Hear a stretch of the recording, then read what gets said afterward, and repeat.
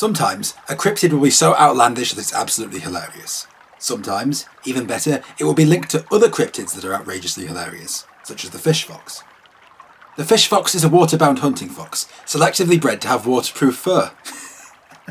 Yes, aquaphobic fur which repels water. It's been bred specifically by people, we don't know who, to have fur in this regard. However, its breeding has had its upsides. It's incredibly loyal. It's been bred specifically to be very loyal indeed to humans. It's said that even if you ask to return a 4-pound base for dinner, a very heavy fish for a fox, it will return with all the fish in the lake and will, quote, politely return any you don't want to use. It's also been described as the fisherman's best friend, and also an ideal hunter, because the fish follow it. Yes, the fish actually like it, they like the look of it, they like how it sounds, it has something about it that makes it seem inherently trustworthy to them, and so it can lead entire schools of fish out of the water without even trying, purely due to its charisma, meaning that if you're a fisherman and you have this fox with you, you could be making a killing. We find a story about this animal in The Hodag and Other Tales of the Logging Camps by Lakeshore Kearney, which I'm going to quote here. Snowshoe Bill had a visitor. He was a younger god, with tan skin, keen black eyes and a flashing smile. The two of them smoked and looked over the ripples that danced in the sun. Catching many fish? Asked the visitor. Quite a few, answered Bill. Then he raised his voice loud enough for the nearby tenderfoot to hear. By the way, whatever became of that fish fox your father had when you were a kid? Poor old Foxy, replied the young god sadly. He grieved himself to death after Dad died. He was a dandy, all right. Why old father had to say was, Foxy, old fellow, we won't fish for supper, and away he would go to the lake and dive in. Then he'd make a noise like an angleworm, and the fish would follow him right out of the water onto the shore and up to the cabin.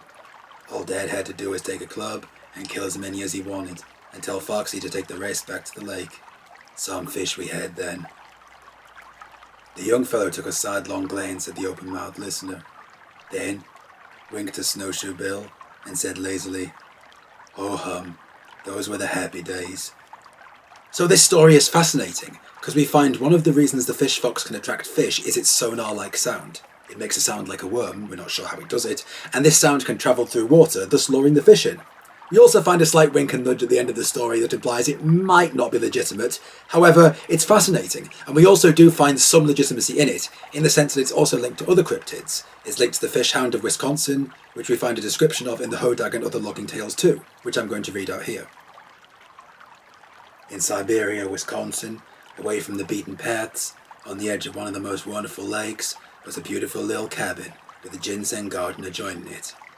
The lake was filled with fish of every description, and the woods were filled with a variety of game, moose, elk, deer, fox and bear. There was a profusion of flowers and shrubbery, and the monarch of the forest, the great pine, sang with a soughing sound all through the year. Not wishing to boast, nature endowed me with a secret which I shall carry to my grave. My slightest thought is powerful and hypnotic. I can't explain it, nor can anybody else. I can take a bird, a beast, or a fish of any species and bring about a different breed. I have proven this, as I have a wonderful pair of fish hounds at my cabin under the care of a faithful Indian. They were bred from a waterfowl known as the hail diver and crossed with a mink, producing this new breed known as the fish hound. In the first litter there were 5 pups. 1 was killed by a wolf and 2 were drowned. The 2 which are now half Cain, at the age of 8 months, divine my thoughts. If I want a fish, all I have to do is say, Nero, give me a 4-pound base. He at once dives into the water and swims along the muskellong, pickerel and pike until he spots a 4-pound base. And my lake is full of fish, so Nero is usually back within 5 minutes with the base. See? So it's basically the same story, just the dog version of this. And the story also implies it was selectively bred by humans. It has its origins in some kind of bizarre esoteric mating ritual by a bizarre esoteric human. Its loyalty is unquestioned, and it's very, very loyal in catching fish. But it doesn't end there, because it also has a link to the duck-footed Dum-Dum, another bizarre creature that lingers around water, is a small 4-legged animal, and seems to be able to lure in fish, but this time for wholesome reasons. Via Yarns of the Big Woods by Art Childs. Not much fish in the lake this summer, said the old god sadly, as he rowed with his party across the sun-flecked water, where the glistening fish were supposed to be waiting hungrily for someone to offer them bait. "What's the matter?" asked the chap from the city on his first trip to the big woods. "Those know-it-all game wardens scared the duck-footed Dum-Dum away, that's what. Ever see a Dum-Dum? Funny animal. Comes around every spring. He has 2 tails like bass drumsticks and swings them like lightning, beating on the tight drum-like skin on his back. Well, when the fish hear this, they all flock near the shore, in shallow water, and lay their eggs. They wouldn't know if it was spawning season if they didn't hear the Dum-Dum. Then, after they lay their eggs, they go away, and the Dum-Dum keeps watch until all the little fish are hatched out. So you see, when those pesky game wardens come spying around and scare off the Dum-Dum, we don't get any fish." And the guide poked glumly at his little black pipe. So you see, this version of an aquatic or alpha-based cryptid helps fish, not captures them, and it doesn't hinder them in any way. And in fact, I think it's very cute. And in turn, these creatures are all linked to shovel-faced Oscar, another cryptid mentioned in Yarns of the Big Woods by Art Childs. This animal has 4 legs and lives underwater, where it hollows out nests for base eggs. It was named after Oscar Wicklam, a fisherman who was one of the first people, allegedly, to see the animal, and we find the description as follows. "One of the strangest animals, I guess you'd call him an animal, that I ever heard of up these parts is Shovel-Face Oscar," said the old guide, who had been giving a talk on the queer natural history of the North Woods to a party of fishermen from the city. "Well, that's an odd name for an animal," ventured one of the men. "Yep, and it's an odd animal. You see, it's this way.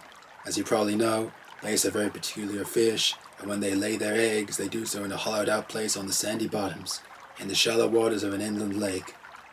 Now there's a funny little shovel-faced animal that makes a business of hollowing out the nests for their eggs. He has 4 legs, and he eats and sleeps underneath the surface of the water. He makes a nice, smooth, saucer-shaped bed for each mother base's eggs." "But where does he get Oscar?" asked the listener. "He's called that after Oscar Wicklam, an old fisherman who was the first man, beside the Indians, who ever really saw one of these shovel-faced animals." So again, another fascinating cryptid that lives in and around water, is a predator, and can eat both fish and eggs alike. But it gets so much better, because yesterday I covered the boathound, a dog, so another small 4-legged animal, that lives at the bottom of lakes, looks like a boat, and can eat boats alike. In other words, it eats the same kind of things it's shaped like. Here's the description. "Hey," called out Snowshoe Bill, the big woods guide, one morning. "The boat is gone. Did one of you fellas go fishing last night and forget to tie it up?" The tenderfoot flushed. He was always doing something wrong. "I'm the one that had it last," he confessed, "and I forgot to tie it up. What do you suppose has happened to it?" "Well," speculated the guide, "my private opinion is that the boathound got it." "The boathound? Never heard of such a thing." "Didn't, huh? Well, he's about the meanest customer I've ever run into.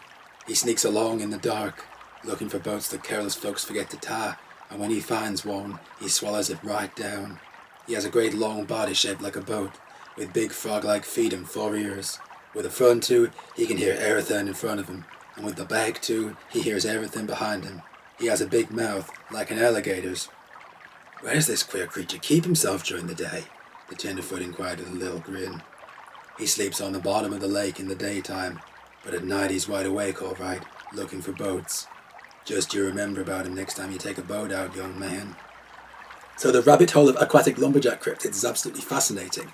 It covers everything from foxes with waterproof fur, to hounds with waterproof fur, to duck-footed cat-like creatures with flippers and beaks that can drum on the shoreline to help fish breed.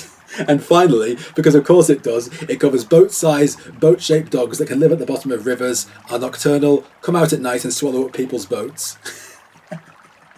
digest them, gain nutrients from them, and then swim away like it's nothing. And that isn't even beginning to cover the gazunk, the snipe, the water lion, the bahi, and many, many other different kinds of aquatic cryptids reported from all around the globe. But these American lumberjack cryptids are real doozies. And I honestly wonder if more will emerge in the future. If more legends and myths will emerge over time, if more people will see new creatures, if people will report extra sightings. But I want to hear from you lot. Sometimes I get fascinating insights on these videos. On a video about the Beast of Busco, another aquatic cryptid, a guy chimed in to tell me fascinating stories of his giant turtle sightings. On my video about the Burren-jaw, a supposed T-Rex, I got another individual claiming he'd seen it, even directing me to some photos he'd taken. The responses were very rambling from him, but the point is, all were fascinating, and I got some incredible insights. So what do you guys think? Have any of you seen any of these lumberjack cryptids? Bearing in mind that some of these books were said to be satirical, but do you have any family stories of them? Do you know of anyone who does? Do you have any fascinating folklore or stories in your area that I should include in my next video? Please comment here or follow me on Insta at Ben_Bandera and follow me there. Also, soon I'm going to start doing fictional scary story narrations on this channel as part of my up-and-coming author career, so stay tuned for those in the coming month. Alright everyone, peace out, stay tuned for the next video in a day or so, probably an old school gaming one, but we'll see.